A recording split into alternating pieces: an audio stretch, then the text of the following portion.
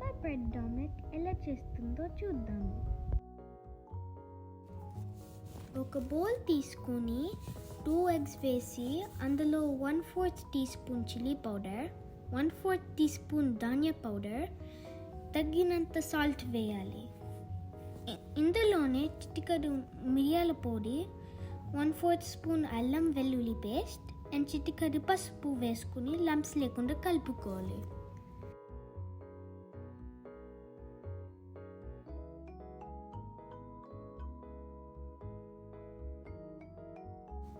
ఇలా లంప్స్ లేకుండా బాగా కలుపుకోవాలి. స్టవ్ మీద ప్యాన్ పెట్టుకొని అందులో 2 టీ స్పూన్స్ ఆయిల్ వేసుకోవాలి.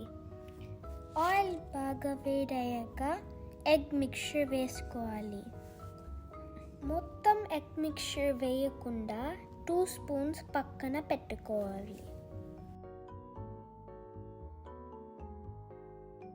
మధ్యలో ఇలా కలిపితే ఆమ్లెట్ బాగా కుక్ అవుతుంది.